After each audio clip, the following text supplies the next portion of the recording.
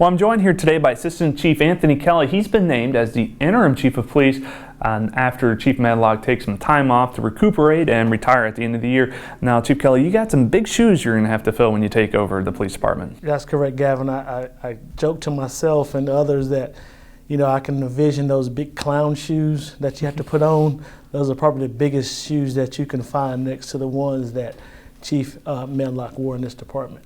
Now, Chief Medlock has instituted a lot of big policies. What do you think you see continuing, or you're going to put an emphasis on? Well, I'm going to continue everything that Chief Medlock placed in this department and had us going forward with, and you'd be crazy to change those. We've been successful in the things that we've been doing, but one of the things I want to concentrate on is the relationship with our young community. Mm-hmm.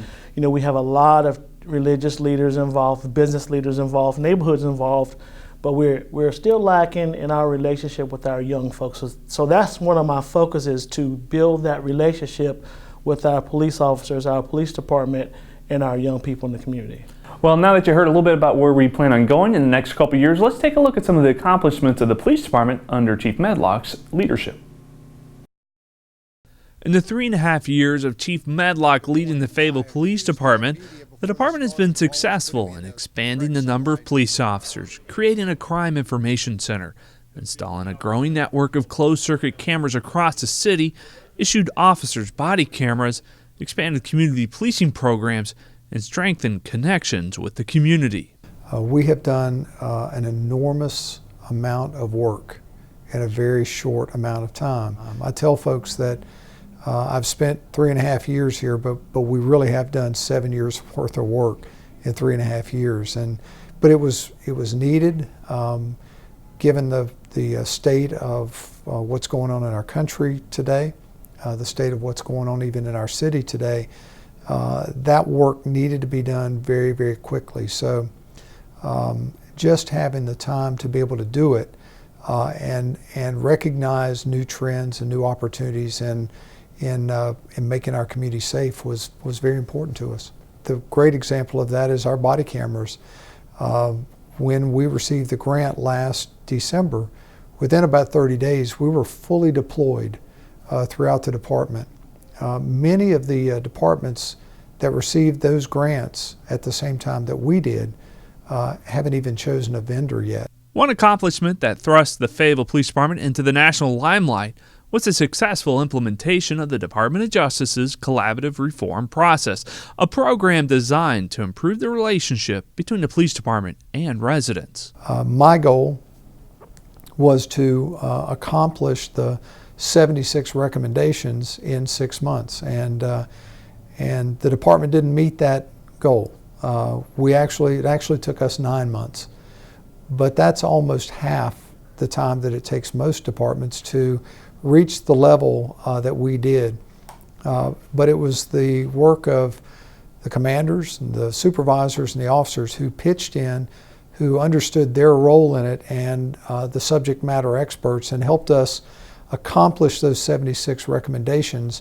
And now we're moving into the monitoring phase of it. So we the Fayetteville Police Department proved that we're a model and how to get the collaborative reform process done. But the most important accomplishment is closer to home. I think it's been the relationship we have with the community, with the people that we take care of, defend, and protect every day. The key to success was the team who made it happen. I think the assigning officers, sergeants, and lieutenants to geographical parts of the city, to particular neighborhoods, I think that's been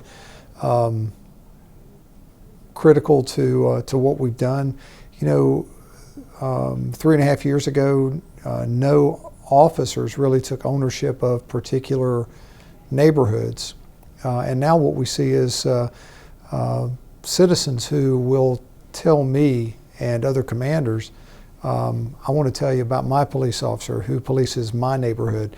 And so when you have that ownership of a police officer by a neighborhood or by residents of a neighborhood, you can tell that there's a relationship and there's some trust. And although he's retiring, he's leaving behind a team that achieved so much and has more to accomplish. Well, you know, we have at every level, we have some incredible young people. We have 4 outstanding assistant chiefs.